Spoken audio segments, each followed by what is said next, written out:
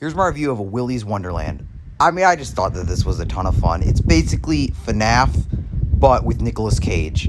And we follow Nicolas Cage, who doesn't have a name, but he gets a job at Willy's Wonderland as a janitor. And then it's basically just what happens in FNAF. And the robots kind of come alive, and there's a lot of bloody kills, and it's all with Nicolas Cage. And it's just a lot of fun. And, like, you can clearly see, like, the parallels between FNAF and, like, this movie. And, like, the animatronics do look creepy, as you can see. And that was a lot of fun whenever there's, like, some gory kills with them. And like I said, Nicolas Cage just gives it his all. I mean, he doesn't have that much to say. He's basically barely talks throughout the whole movie. But just his facial expressions and just his acting just carries it just to whenever he's screaming. And like I said, he's just always entertaining in his movies. I'm really, really happy that he's kind of getting more and more of these obscure movies that he keeps doing.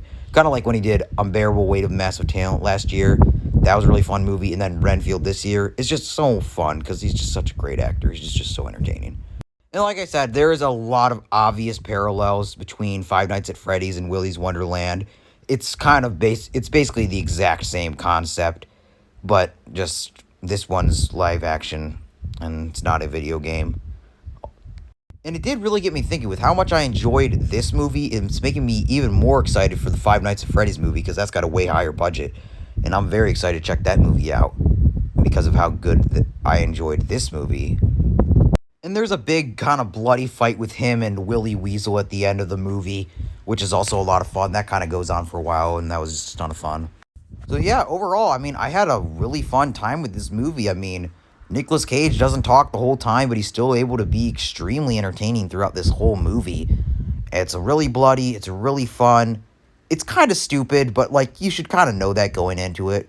But yeah, like I said, overall, it's just a really fun movie. Nicolas Cage is a blast as always, even though he doesn't even talk. And if you like horror, you'll like it. And if you like FNAF, you'll probably like this movie.